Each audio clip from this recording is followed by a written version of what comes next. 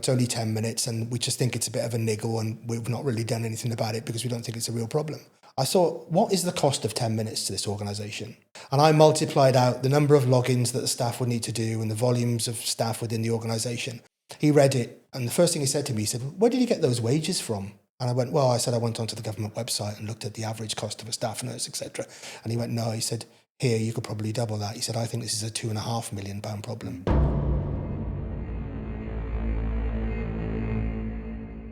Everybody wants to talk about these macro scale existential risks, whether it's Jeffrey Hinton or the podcasters love to create these it's the end of the world scenarios. Let's not worry so much about whether AI is going to take over the world, but can we use generative AI or GPTs or LLMs or any of those machine learning products to reduce those 3 minutes to 30 seconds or those micro efficiencies across a macro scale, which I feel as though does require human intervention to discover them.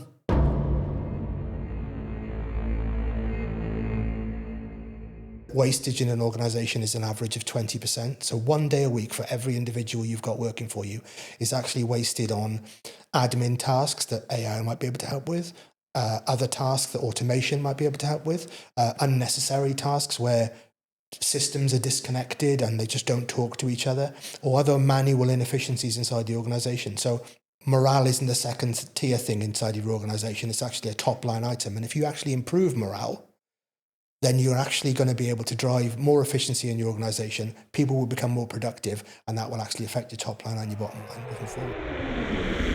Baseline.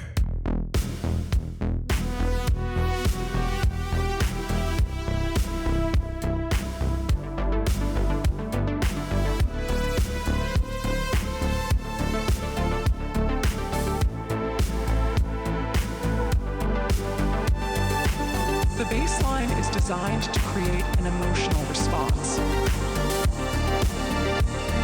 I've seen things you won't believe. More human than human. Make you question everything.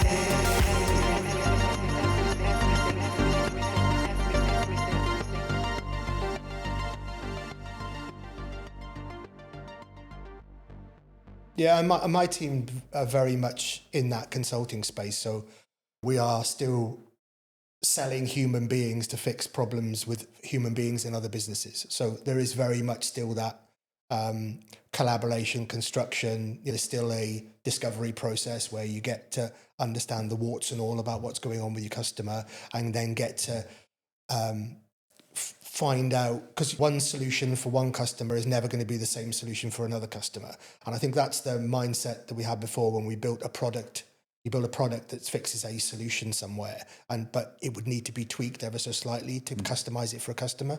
So what we're finding is that because everything is sort of a little bit bespoke, that human interaction and that creation is still necessary, still required, and it still bonds the team together doing that. It's just the other way around. It's like not in the synthesizing something and creating a product up front. You're actually looking for problems in the marketplace and then working on bespoke solutions for that at the time. And that's the bit that's building the bond, I think. What are you doing at the moment? What's your team doing at the moment? What's this 10-minute problem story that you talk about? It's about unnoticed inefficiencies and this sort of thing. Yeah, so it's been a bit of a passion of mine, probably since we worked together maybe 15 or so years ago. I was working with an NHS trust in the Midlands, and the team were in, there's 4 or 5 guys working for me at the time. We were in there working on, let's understand their IT problems, let's work on their challenges as an organisation. And I sat in on a few of the customer interviews with clinicians and clinical directors, as well as people in IT. And they keep on talking about this 10-minute problem where they're logging into their computer. They have shared computers all over the hospital, and they're logging into shared computers, but it's taking 10 minutes for the logins to work. And they keep on talking about this 10 minutes. And I sat in on a few more sessions, and this 10-minute problem keep on coming up. And I spoke to the IT team, and they said, oh, yeah, we have that every so often. Somebody rings in and says it's taken us a long time to log into our computers, and it's only 10 minutes, and we just think it's a bit of a niggle, and we've not really done anything about it because we don't think it's a real problem. So I took it upon myself to go back to that. I was staying up in this place. So I stayed in the hotel overnight with my team and sat in my room and just thought, for the organisation that we know, and we'd counted the people, we knew the roles, what they were doing, nurses, staff nurses, doctors, consultants, etc. I thought, what is the cost of 10 minutes to this organisation? And then I thought, right, you need to be conservative. Let's not talk about 10 minutes. Let's say 2 minutes is a good login and 5 minutes is a bad login. What is the cost of 3 minutes? And I multiplied out the number of logins that the staff would need to do and the volumes of staff within the organisation. And I worked out, looking at online at wages for staff nurses, consultants, etc., that this was actually a £1.3 million a year problem. This 3 minutes was a £1.3 million problem. Anyway, I went in and presented to the IT director there and said, this 10-minute thing, I said, I've done some math for you. And I presented the spreadsheet to him. He read it. And the first thing he said to me, he said, where did you get those wages from? And I went, well, I said, I went onto the government website and looked at the average cost of a staff nurse, etc. And he went, no, he said, here, you could probably double that. He said, I think this is a £2.5 million problem. And then, of course, he asked me, we were working for Dell at the time, Dell Consulting. And he asked me at the time, he said, is this something your organisation can help with? And I said, yeah, I can. I said, I've researched internally. I said, it's about 200 grand for a training fix for this to get people to be using the computers in the right way. And we'll get around this problem for you. And he went, yeah, that's absolutely. He said, I'll get that signed off. I'll talk to the chief exec and let's go for it. Mm-hmm. But it was because I took the time to look at this, what was a minor thing inside of an organisation, a minor inefficiency, but was actually costing an NHS trust a significant amount of time to the tune of £2.5 million a year. Mm. So that kind of was the bug. I got the bug then, and it bit me into how do I find more of these things and how do I find more inefficiencies and all sorts of challenges. And there's been some outstanding conversations that I've had, remarkable conversations in a negative way. I was working with an equivalent of the BBC in a Northern European country. And we were talking to them, and I said to one of the guys there, I said, so how many new servers are you buying this year then? He said, we're buying 120. I said, why are you buying 120? He said, because we bought 100 last year and it wasn't enough. Mm. Not because they had a plan to do that, but they were just spending the money to do something. It's like, so these inefficiencies sit everywhere. And the stats that I've now read are McKinsey and Harvard Business Review and all these sorts of organizations have studied this now.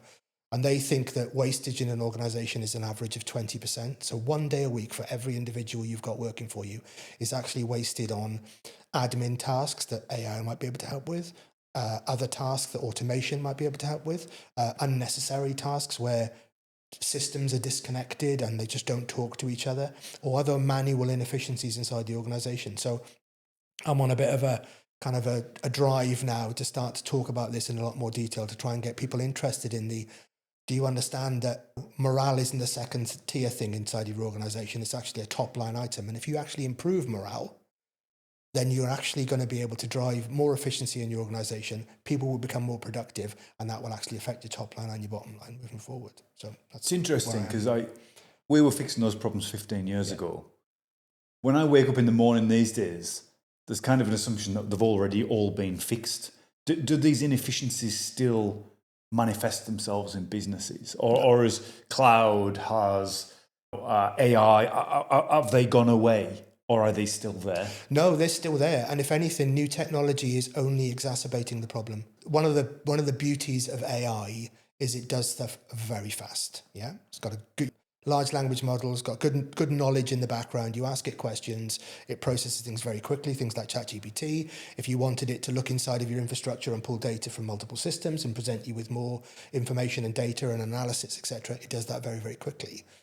Now, imagine a scenario where I talk to you as a COO of your organization and I say, how do I find out about this bit of information and this bit of information and this bit of information? And you say, well, go to Janet in operations and she'll tell you about how that works because she's the only one that knows. Or talk to Dave in finance and he'll tell you about how that system and that system, you need to bring data together from that, but we can't do that together.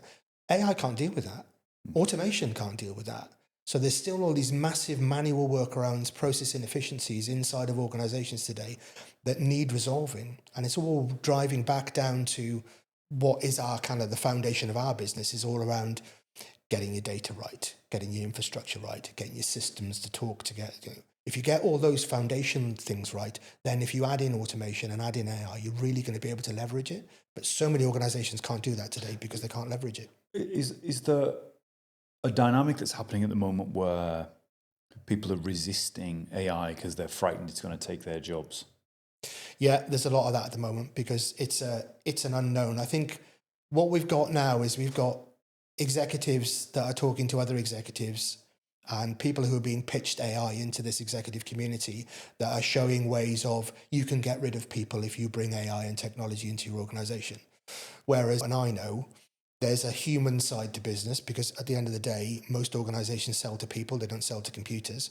So there's a human side to the business, the customer services, it needs to be a human side and all that type of stuff. So I think what we need to do is we need to start focusing on leveraging technology, AI, automation, and all the other bits we've mentioned to actually allow the staff that need to have the human interactions more time to focus on those human interactions and build deeper relationships with your customers and with your prospects and actually drive that forward. So we should be looking at getting rid of the dull tasks and the dirty tasks and the dangerous tasks that people are doing, automating those and allowing AI to deal with those and freeing up people to do a better job and allowing them the freedom to do a better job. And that's what I mentioned earlier about morale. Right? So if you've got a customer services person that's spending 2 days a week doing admin tasks, they're only doing 60% of their time actually servicing customers' needs. Whereas if you got that down to 80% or 90% of servicing customer needs, you're going to massively improve customer services and drive better value for your customers, loyalty, more revenue, and kind of add on from that. So yeah. Listen, as you can imagine, I know a lot of people who work in the big enterprise tech vendors.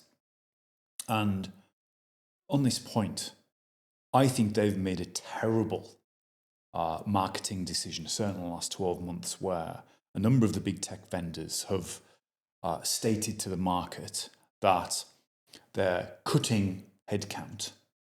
And because their own AI products are just so efficient, capable, they're able to do that and be a much more profitable organization, etc. Now, why they've done that, whether that's actually true or there's headcount reduction for different reasons or there's always headcount reduction, we know businesses are constantly evolving. But this message from the vendor to say, we ourselves are replacing human capital with synthetic artificial intelligence or synthetic capital, whilst it may soften the blow for the share price of that vendor, it's creating a terrible fear, not only within the existing employee base, but also the message it's sending to customers is one of our products can replace people. Yeah.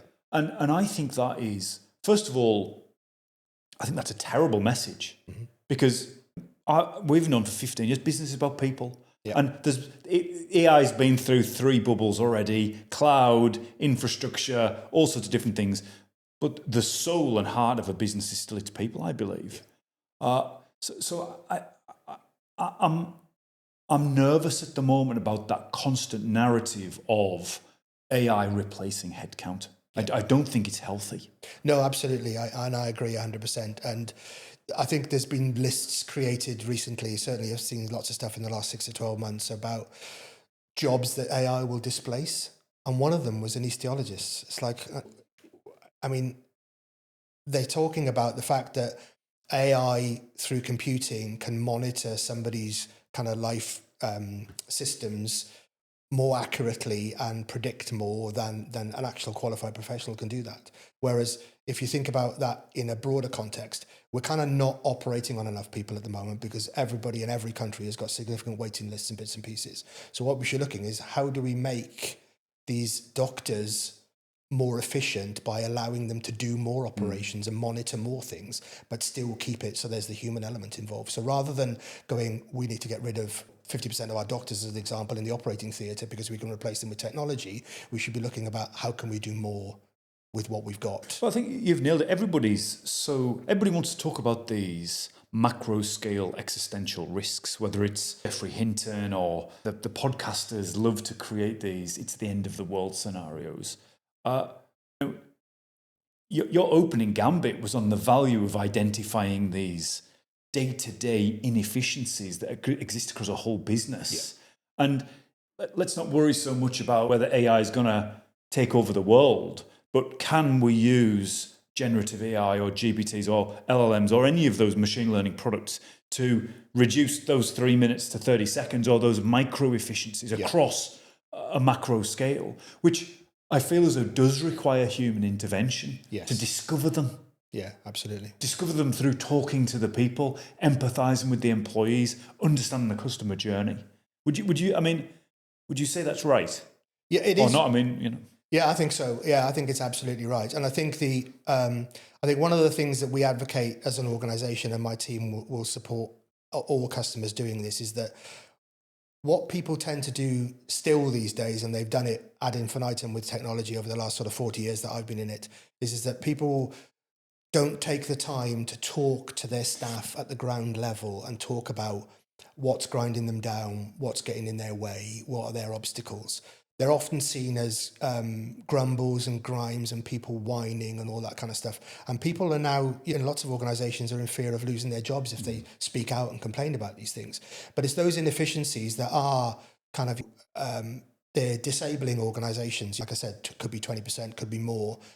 Earlier, talking about things are going on inside of organizations today that don't need to go on and could be automated, could be made more efficient. Let's identify those and look about how do we raise morale? How do we improve productivity and drive those things forward? It should be about technology as an enabler. It shouldn't be about technology as replacing humans, because we're going to need humans long into the future. In 50 odd podcasts I've done so far, nobody's ever talked about morale. Let's just dig into that a little bit. In this world where the technology that you're working with potentially could replace you, as we've seen generations of that through history. Yeah. Whether I suppose it's the quad bike replacing the cowboy, the various ones. Yeah. How do you help employees or human resource traverse that in a healthy way? Because there's a feeling of inevitability about some of this technology, certainly to me, because when you use it from a consumer perspective, many people are realizing its power. It's profound. ChatGPT, Gemini, and the other conversational AIs, they're profound in the way they can synthesize information. I use that as my number one go-to now, rather than searching traditional web search. So if people are personally, as consumers, realizing the profound power and impact of this technology, it's not long before they project that into their vocation or workplace, which starts to bring a profound fear, an existential threat. Now, this conversation is already making me think there's a moral obligation of these organizations, not just to see their people as assets or numbers on a spreadsheet, but actually work out how it supports them through this journey of fundamentally moving to more synthetic cognition within a business. How do you think that can be done effectively? Yeah, I think the point that I would want to make on that is that lots of organizations are not achieving their objectives. So like we mentioned with doctors, the doctors are working hard and they're working long hours, but they're not seeing enough patients, which is why we've got massive waiting lists. Your customer services department is probably not responding in enough, in a short enough time scale for your customers to be very, very happy with you and want to do repeat business. The same in any walk of life, really, in any sector. You're probably not servicing all the needs you need to do, and you're probably not doing enough with the money that you've got. So I think what we need to be doing is we need to be talking to those individuals that are doing the job day in, day out, and just go, why do you have the Monday morning blues? What part of your job do you not like doing? Because you've been a customer services representative, as an example, for the last 40 years or 30 years, and you've stayed in that space because you like doing what you're doing, helping customers. But why do you have those Monday blues? What is it about this particular job in this particular organization that's making you unhappy? And generally that comes down to, I have to do this extra thing that I wasn't expecting to do. And there's this thing that this has become very difficult for me to do. I'll give you an example. I was working in a housing association a few years ago. And in that housing association, there was an inefficient process. And this inefficient process was taking about 30 minutes for everybody to complete. And they had to do thousands of these things every year. And all of the frontline staff had to do these things. But because it was disconnected systems and the data was often inconsistent and it was causing lots of problems, people avoided doing this particular process. Whereas we showed them, not with AI, by the way, because this is pre-AI, this is about 7 or 8 years ago. We showed them just with automation and just connecting to their systems with technology and working a bit smarter, we could actually reduce that down to fractions of a second per instance to create these documents, to get them out to the particular customers that needed them. And as soon as that was released into the market, we did a 4-day proof of concept for it and give them an MVP, to minimal viable product, to show them that this would work as a proof of concept before we won the deal, in fact, to do their transformation. And at that point, all of the staff were just their hands up in the air going, if they can do this in 4 days, then we want them all over our organization looking at all the inefficiencies in all these areas.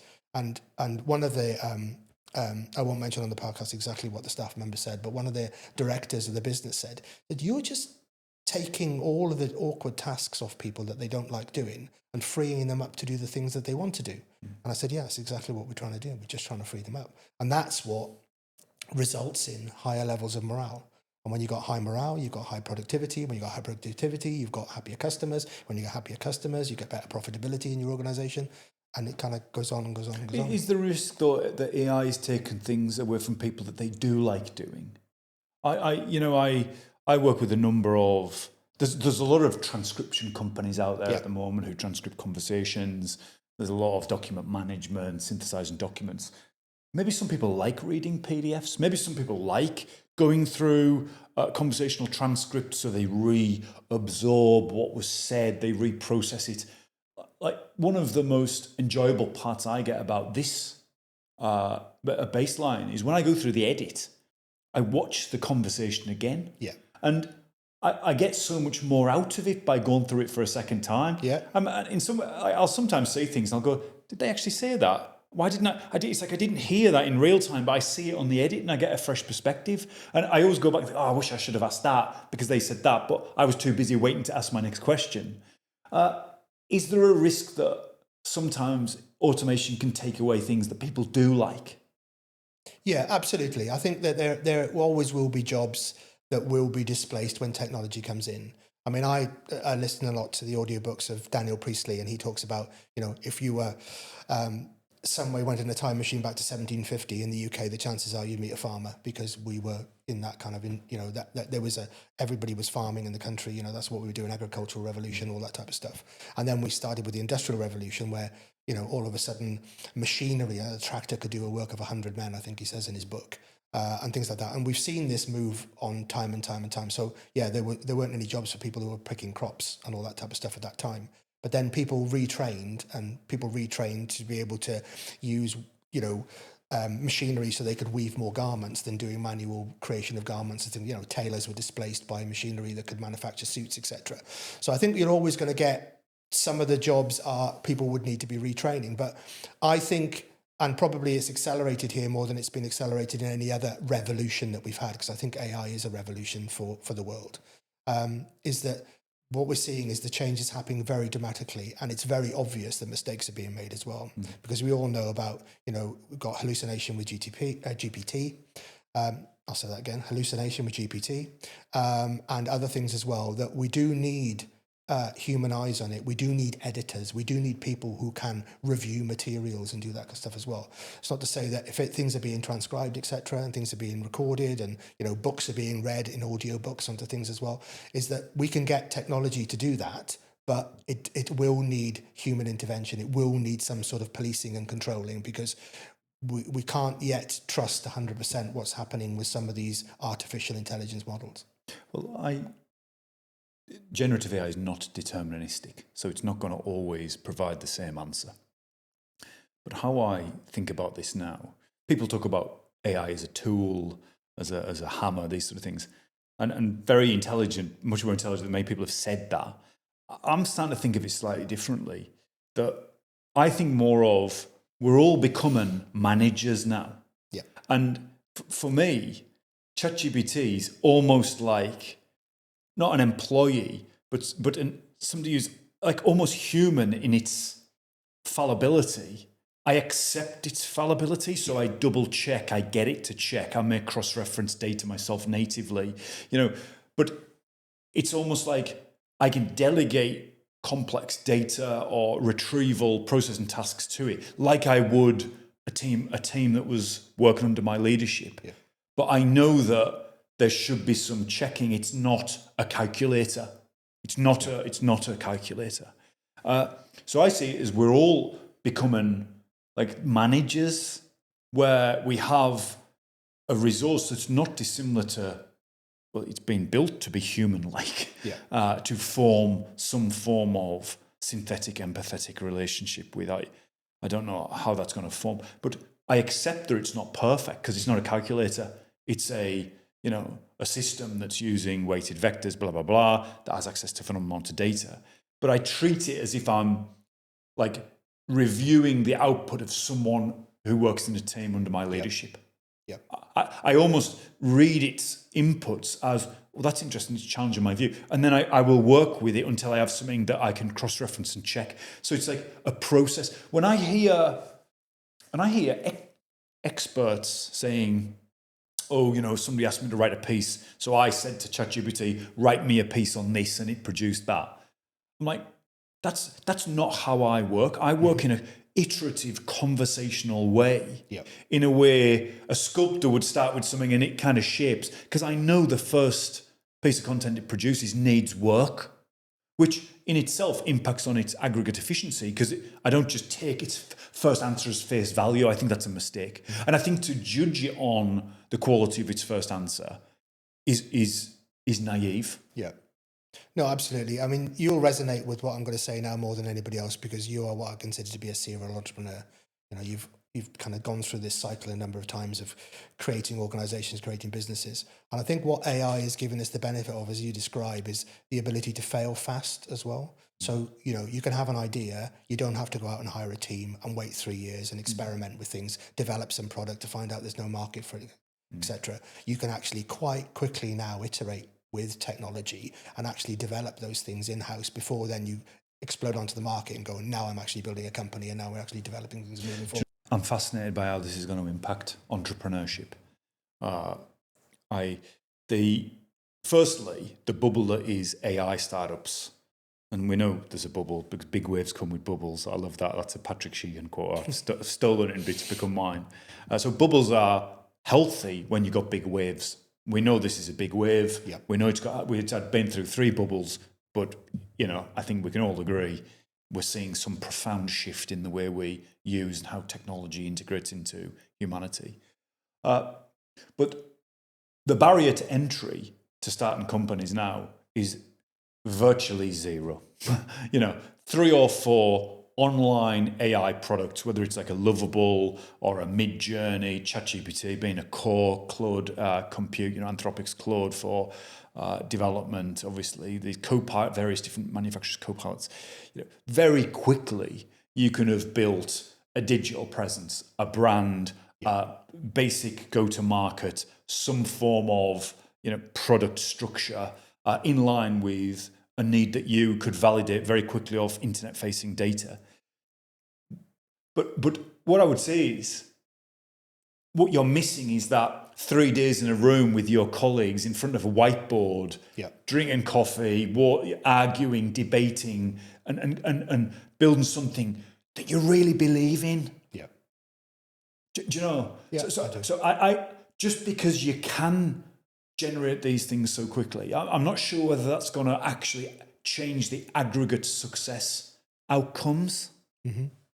Yeah, I think the advantage of the technology piece is that you can change the order of things. So the order of things that you describe in history was, we spend some time together, we collaborate on something, we develop a product that we think is going to resolve a problem for our customer or potential customers in the future, and then we develop. But while we're doing that, we're investing.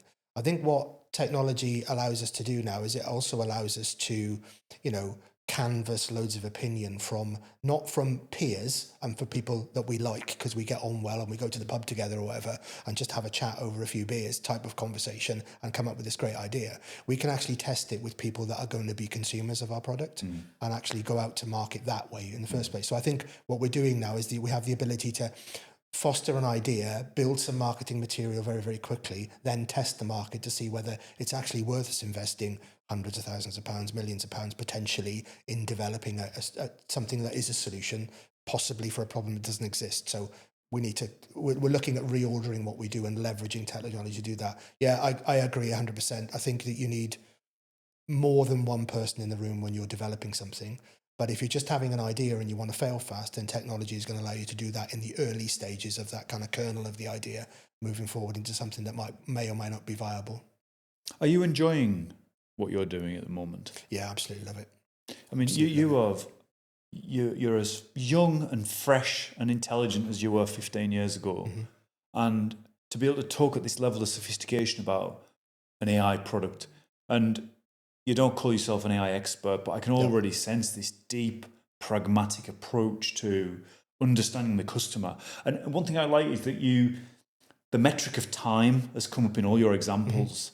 Time and the value of time seems to be the currency you operate in, really. Yes. I've interpreted that both your examples have been saving minutes, saving seconds. Yeah. Do you believe that fundamentally time is one of the most important things within business? Well, most organizations are trading time for money, right? So if you're a consultant, you were and I was a consultant, we've only got, let's say we work 40 hours a week. We've only got 40 hours a week where we can actually be servicing the needs of our customers. If we have an hourly rate, we can only be paid on the number of hours we service the customer. So it's all about those inefficiencies and how do you make better use of your time. And I think in your example where you started talking about we're effectively all becoming managers. Yeah, if we're managing agents and we're managing tools and we're managing efficiencies and automations within our organization, etc., it's going to allow us to do a lot more with the time that we've got. And I think that's where we're going to see significant differences in how we work, the way we work, and the results that we get longer term. Because I think at the end of the day, like I said, I spoke a few times now about hospital waiting lists. We've got significant hospital waiting lists. We should be looking to shorten those. And we're not going to shorten those by hiring twice as many doctors because they're not available and we can't do that. And the NHS can't afford it if we take the UK as an example. But if we made all of our doctors more efficient by deploying tools and agents around them and allowing them to work in different ways, then we would be able to achieve some of our goals, which is to reduce patient wait times down to weeks rather than months or years even, and do that type of stuff. So I think time is really, really important because we all have a limited amount of time on the planet and we all want to achieve as much as we possibly can with our ideas, and it's all about making that more efficient. And I think that's where making humans more efficient is where AI is going to have the real advantage, I think. Just out of interest, where does the bottleneck move to? So say we take that scenario of the hospital waiting list, and we implement an AI system that removes an administrative overhead, allows a doctor to operate 20% more effectively. Like the bottleneck's got to manifest somewhere again. Yeah. Do you end up with a bigger population, and then even with AI, you have an 18-month waiting list? Do you see, like, this idea that, AI fixes everything? No. You and I, we were involved in performance analysis of complex enterprise systems, and there's always a bottleneck. There's always got to be the slowest, the weakest point of the chain. Yes. So you can put AI in, you can put a administrative tool in to analyze documents quicker, you can support analysis of images, whatever. Improve qualitative, you can qualitatively improve outcomes, but ultimately quantitatively there's got to be something where the problem moves to. So it's whack-a-mole. Yeah, I think it is whack-a-mole, you are right. But I think that what we need to do is that we're not going to stop the population explosion. There are going to be significantly more people living in this country and other countries in years to come. If we're ever going to stop the waiting list from growing, then we need to be doing something, and it's got to be around efficiency. It's got to be around better ways of working, more smarter ways of working. And I think that the technology is going to significantly help that. And it might free up some of those, like I say, the mundane jobs. You've got people that like doing the things that they do today that might need to retrain in somewhere else. So we might get more specialists in certain areas doing specialist things for their customers or for patients, etc. So I think that it's going to be a time where we're going to need to flex what we do and how we do it. But I think it's less about displacing jobs and it's more about efficiency. And that's the only way we're going to sort of drive improvements moving forward. what I don't think is this is going to be a silver bullet that's going to fix everything. AI is not going to fix everything, but it will make us more efficient. It will make us work differently. It will make us think differently. And I think ultimately it will lead to us finding new ways of helping people and new ways of servicing our customers and new ways of delivering. And it's going to improve lots of areas significantly over time. But there always will be that bottleneck, I think. How do you see your business and what you're doing evolving over the next 3 years? Well, I think over the next 3 years is a bit of a challenge here. And I think what we've got at the moment is that we've got a build-up of lots of technology that's been deployed in organizations, and some of it's been deployed haphazardly, and some of it's not been deployed into the areas that it needs to be. And as a result, we have what could best be described as a patchwork quilt of tech in a lot of organizations, with a lot of inefficiencies and manual workarounds and other bits and pieces that need to happen in between that. We've got data that exists on 2 or more different systems, the same data that's got a different value. And we've got these systems that don't talk to each other. So what we've got there is we've got a bit of a rat's nest that we need to unpick, because lots of organizations are thinking about, or maybe have, ChatGPT, Copilot, and all the other add-on AI technologies that you've mentioned, and these tools that can help people in there.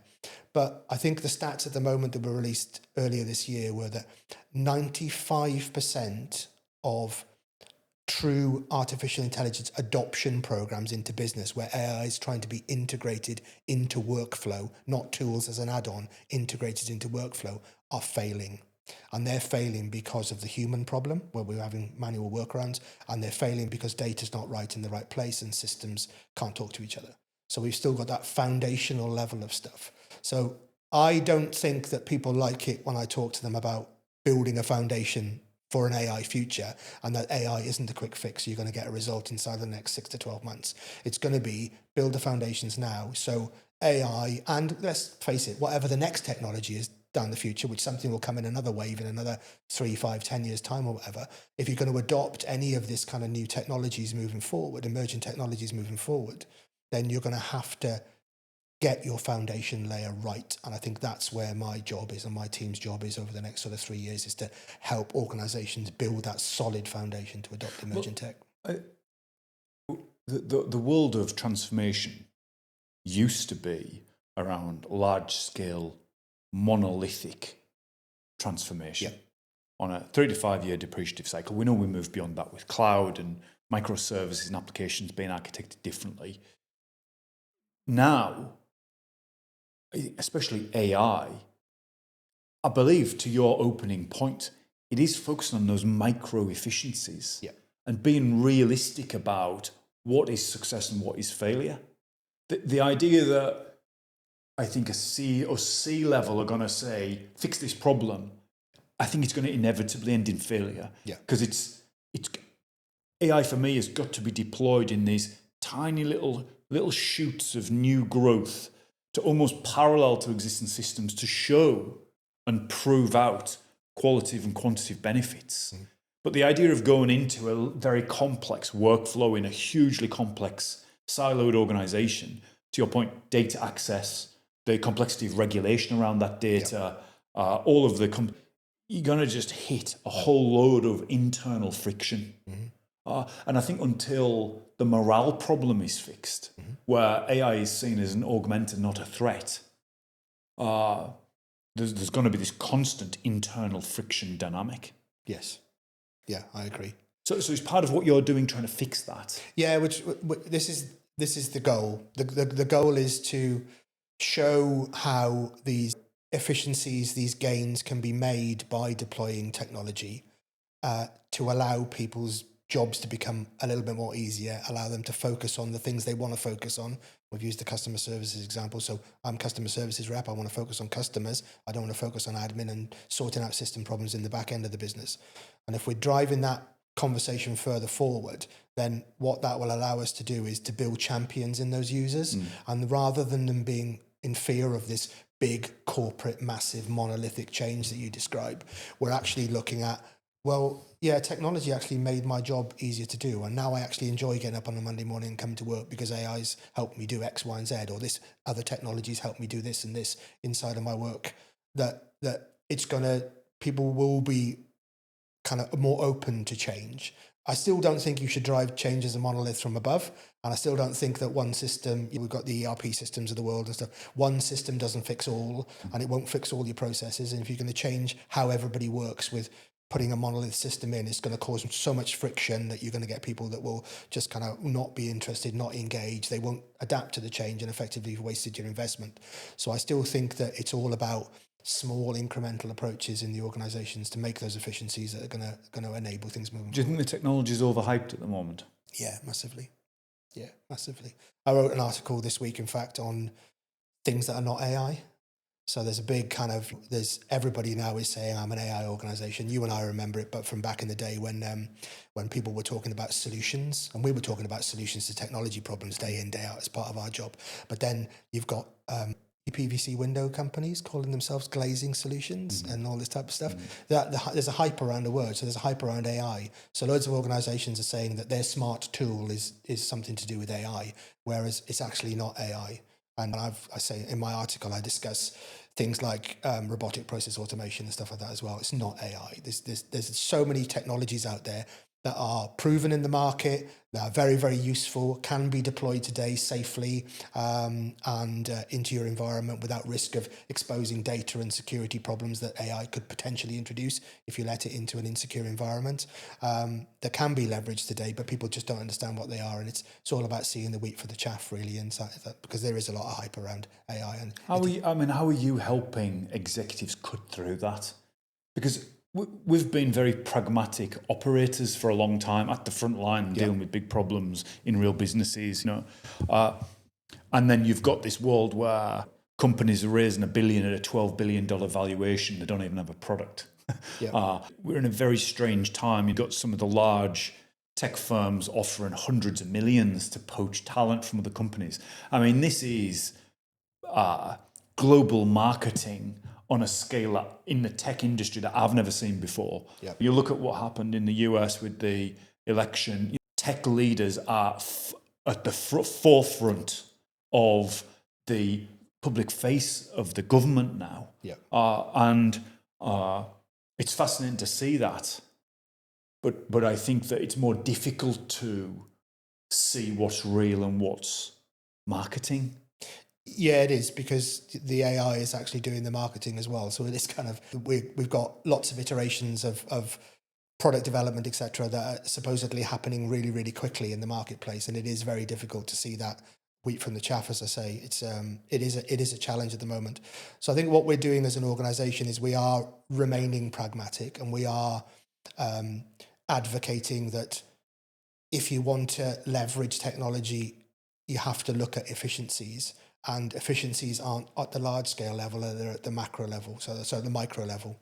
So they're very much in that, how do we make incremental improvements inside departments, inside of job functions, inside of organizations, and actually start to drive those efficiencies moving forward. And I think that the proof is usually in an example, and the example I mentioned earlier about the housing association with that process efficiency that took 30 minutes down to just fractions of a second, is that once you can make a proof point inside a certain sector and leverage that, then that's what gets people interested in what you're doing. But one of the things we could potentially come on to here is talking about information technology, because information technology, you and I remember, there was a difference at one time between information technology and operation technology. So inside of manufacturing organizations, operation technology helped fluid flow from one building to another and did all that type of stuff as well. It might be in farming or whatever. How many sheep go through a gate? That's all operation technology. Now, if you turned off what you call information technology today, your business would stop. So is that not operational technology? And are we not seeing a merger in that? So what we're actually seeing in the marketplace now, and I did a survey recently on LinkedIn where 38 of the respondents, I asked the question, where does IT report into your organization? And 38% of the respondents said it reports into operations. So it's the COO that's looking after IT now, rather than traditionally it was the CFO, because IT was seen as a cost center, as possibly something we shouldn't spend too much money on, etc. But now it's actually moving more into the operational space, which is quite interesting. So it is around operational efficiencies, I think, is how we're going to get to these better conversations about efficiency moving forward. Where's the growth coming from for these businesses? Like I certainly in the last 12 months when I've been talking to customers or organizations, I shouldn't really call them customers, but organizations or people, talking to people, but said, look, yes, there's efficiencies. Don't see that as just replacing people with digital humans, but there are efficiencies. But more importantly, there's growth, there's finding new customers, giving your existing customers so much value they want to buy more from you. There's growth opportunity as well. And I think that this focusing in on cost reduction, margin, we are in difficult economic times. Mm-hmm. You know, people are struggling. It's phenomenally difficult globally. I think we're at very disrupted times sociopolitically, which can make people not want to reach or risk, or aspiration can get lost. It's very difficult for different generations for all sorts of different reasons. But if you think about growing the economies, growing national capability, it's a difficult question, but like, how do we find growth opportunities that actually inspires and excites us, and not see technologies as efficiency and margin increases, which actually are a threat to our very self? Yeah, I think you need to start to focus then on efficiencies in sales teams. So sales teams, as a way of customer services teams, and the sales engine have the same problems. Yeah, they still have inefficiencies. They still have administration that's probably unnecessary, could be replaced by technology. Because ultimately, your salesperson, you want her front and center with customers 24/7 if you possibly can. Yeah, certainly the 40, 50 hours a week they're working, your sales rep would want her in front of our customers and would want to drive in better conversations.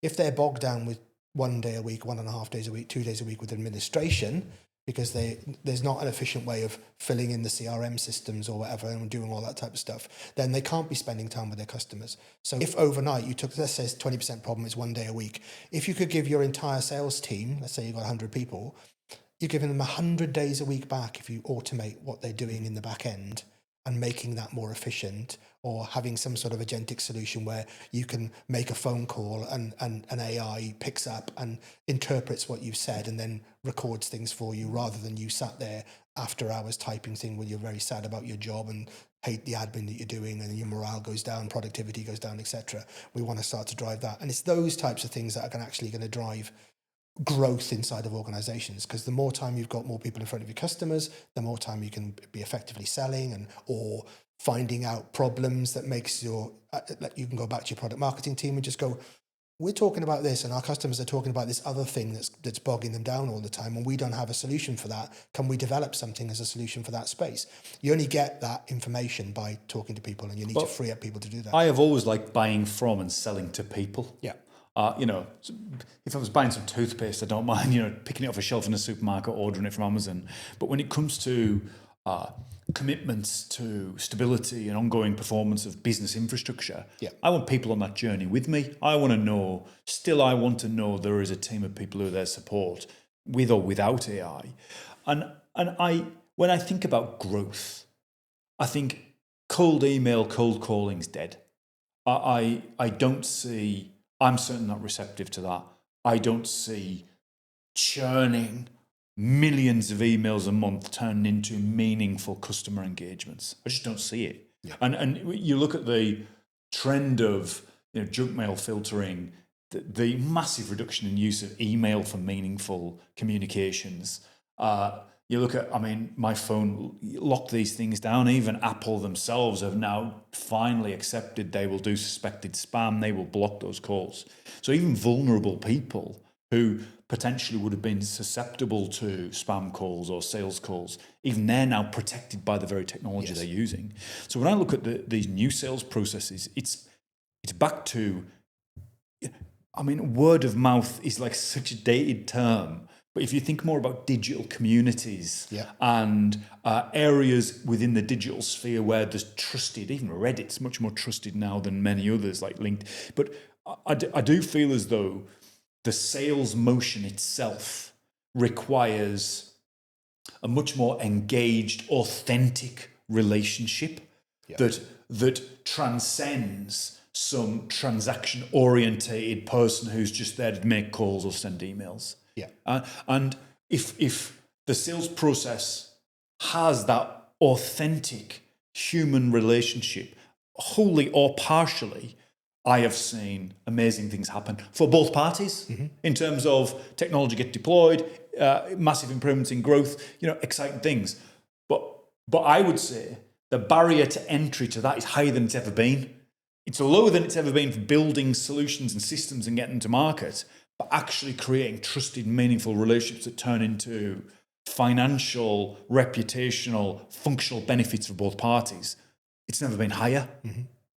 Yeah, absolutely. Which is exciting for people who are prepared to really invest into understanding what they're building, what they're selling, why, and how that will impact on organizations and people. Which is no different to what we were doing 15 years ago.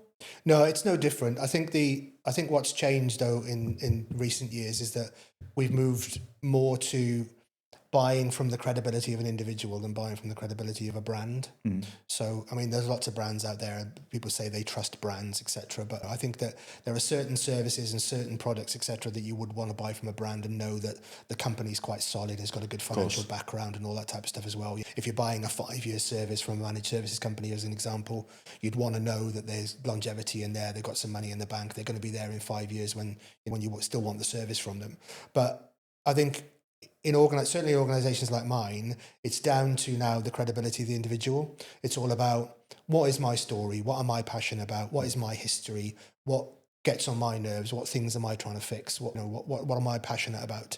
And all of my team are on the same page as well. We're talking about what they're passionate about. If they're passionate about data, they talk about data all the time. They talk about problems that they fix with customers. They talk about inspirational cases where the needle's been moved inside of organizations that they couldn't do before.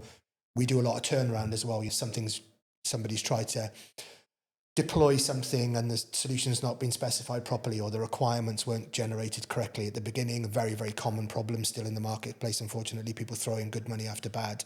We do a lot of turnaround where we go in and analyse what's gone wrong, fix the problem by talking to the people and trying to get a solution that actually meets their needs and drives that organisation further forward. So I think it is all about that individual credibility now, and driving that personal branding is very high on a lot of people's agenda at the moment. Are you still jumping out of aeroplanes? No, I retired. So I retired 9 years ago. So did the best part of 2,000 jumps. So yeah, it was good. It was kind of it was fun while it lasted. 21 years in the sport. It's it was good. Yeah. Tell me about it. Is it something you retire from? Do you think you'll ever jump again? Probably won't jump again. Health, is it just the pressure on the body and the mind? No, it was an age thing, and very unfortunately, I lost a friend of mine in 2016. So we had children that were about the same age. I got my second set of children were about sort of 7 and 5 at the time, and he was in the same position where he unfortunately lost his life. And I reflected at the time and just thought, well, I've had 21 years and I've had nothing more than a knee sprain. I've been very, very lucky. And yeah, I just decided it was time for me to stop, really. But there are people who skydive into their 90s. Really? Yeah. People who keep on going, just happy to do it once or twice every now and again. It must be a thrill, something that really motivates people if they're going throughout their entire life. Oh, yeah, absolutely. I think more than anything is escapism.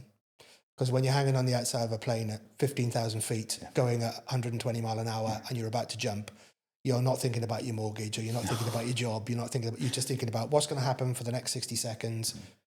Is my parachute going to open properly, and will I be able to land safely? That's all that's on your mind. Well, one of the things I was trying to work out when you come to your vocation, that application of time and analysis of time, I was trying to work out whether that's related to the concept of jumping out of an aeroplane, and that every second really matters. Yeah. I mean, it does as well. Yeah, and the time aspect changes as well, because for the majority of people who have never done it, skydiving, or have only done it once, the fear factor is jumping out of the plane.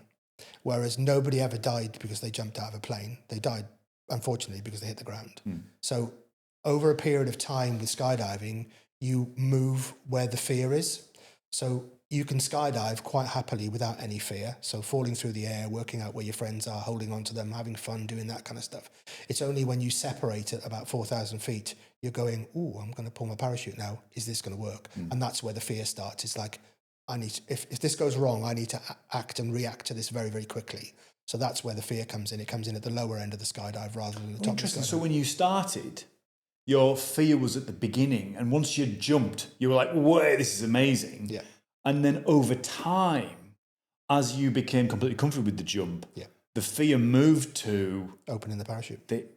So therefore, the entire journey is filled. Like at the start, the anxiety is gone once you're out of the plane. Yeah. Whereas as you get older and you process it, the entire thing is anxiety until you're pulled the parachute. Yes. That's fascinating. Yeah, but it's all about, you go through the phases of, I mean, a lot of it relates to business, right? Because I think that's where we're tying this into, is that you talk about conscious competence and then you talk about unconscious competence. And that's what happens with skydiving, is that you're incompetent and then you're learning. So everything is a worry. When I jump out of the plane, will I start spinning around and not be able to control what I'm doing? Or will I be stable and be able to enjoy myself in the skydive? And then when you can be stable and enjoy yourself in the skydive, you're consciously competent, but you have to work at it all the time. To the point where at the end of my career, it's coming up to probably the last 10 years actually, you step off the side of the aircraft and you just know it's going to happen, and you're aware of where John is and where Joanne is and what they're doing over there and why are they spinning, and you're going to tell them about that when you get on the ground, because I used to coach a lot at that point. So you start to be, unconscious competence about your own skydiving ability, but then still at the end of the skydive, if there's loads of people around you, you need to open your parachute and a bit of free space, and you have to be concerned about that. So the fear moves, and then the fear is about landing then as well, because that's the bit that's important. You need to be able to get on the ground safely and not break your legs and all that type of stuff, or not hurt yourself. So there's a little bit of fear comes in around that as well. Am I in an open space and all that type of stuff as well? But yeah, it completely moves along that journey. It feels like the journey of life. Yeah, it does. Yeah. And is there any way you can break that to go back and enjoy it, or is that chapter closed? I think that chapter's closed. Because it's no more dangerous now than it was when you were doing it initially. No, it's not. Just your perception has changed. Yes, yeah. It's my perception and my focus on the children and things like that as well. It's all about. I think it's all about a stage in life that you go through. And just think, somebody who was close to me lost their life. Children a similar age. There was too many similarities between their life and my life that it was a kind of, our wives went through pregnancies together and stuff because the children were very, very close together when they were born. So yeah, there's too many similarities there for me. So yeah, that's gone. I'm still a qualified pilot though. I trained in 2011 as a pilot. Do you still fly? So I've still got my license. Yeah. So I fly as much as I can. Not as much. Do you fly jumpers? No. What is the term? It's not a jumper. Skydivers. Skydivers. No, don't fly skydivers. No, it's just a small aircraft. But yeah, I still have a love and a passion for the air. Because when you spend 20 odd years in a sport in the air all the time, then yeah, you like that. So, and very lucky that I qualified as a pilot very quickly as well, because of my awareness of the air, and flying parachutes is not too similar to flying planes. So yeah, there's a lot of similarities there that I could draw upon, stuff like that as well. So I still have a love and a passion for that. I'd like to do, if I get to retirement age, a portfolio career maybe, I'd like to do more flying and probably travel the world and do a bit more of that. But yeah, I have some friends who do this kind of endurance flying. Somebody up in Alaska a couple of months ago, they have these little planes, and it's almost like a car really, and they will go thousands and thousands of miles across country, and that freedom is quite seductive, I think. Yes, it is. Yeah, and I have friends who do the same thing. They'll take a 5 or 6 week summer break or whatever. They'll go to Canada and they'll just hop between little airfields and little towns and meet new people and kind of new experiences and fly to different areas and stuff as well. There is most of the scenery in Canada is beautiful, but seen from the air, it's absolutely outstanding. You know what I mean? So the things you can see. And I think that from the air, the earth is a better place as well. Sometimes when we're on the ground, there's a lot of politics and news and infighting and things like that as well that you don't see from the air. The world looks like a peaceful place. There's almost no boundaries and no borders when you're in the air. Sounds lovely. It's great. It's very romantic. Let me ask you, I know that you are a proven operator for over 2 decades, somebody who I would totally trust with business analysis and transformation, the work that you do. operates from the aeroplane view down, but also right to the minuscule efficiencies that come from infrastructure efficiency or doctors operating within systems. You're not calling yourself an AI expert, but I can already tell you have deep experience in applying these technologies pragmatically to improve and focus on the outcomes. That comes across, and it's always come across, Mike. I have a great respect for you, and I learned a lot from you back in the day. So Thank you. Huge respect. What I would ask you is, do you believe AI is going to take humanity to a utopia or dystopia? I think it will take it to a utopia. And I know this is a common thread in your broadcasts here. I think that at the moment, there's a knife edge there where I think that there are nefarious characters in the world that could take it to a dystopia. But I think that ultimately it's going to be a utopia. I think it's going to be an enabling. I think if you think about all the other revolutions we spoke about earlier, about kind of the industrial revolution and all that kind of stuff, technology revolution, and now the AI revolution, I think there always will be doom and gloom. There always will be people who will look on the negative side. AI is going to take our jobs and blah, blah, blah, and all this will happen because we don't yet understand the benefits of that, and we're not actually actively applying the benefits of that. How could you say that AI is going to be a massive challenge and take all our jobs when 95% of the projects are failing at the moment? We've not got any evidence of massive success stories with artificial intelligence integrated into business. We've got some great companies that have been developed around AI, where AI is in there to begin with. And we had the same thing with cloud native organizations, and then back in the day, technology native organizations. If you think back into the 80s and 90s, those things happened and they were massively disruptive. They were very cost efficient and they could grow at scale. Whereas some of the larger organizations that had been built over decades previous to that found it difficult to move, difficult to pivot, etc. But yeah, I think that I think that we have a brighter future with AI. Absolutely. We are in a computer game.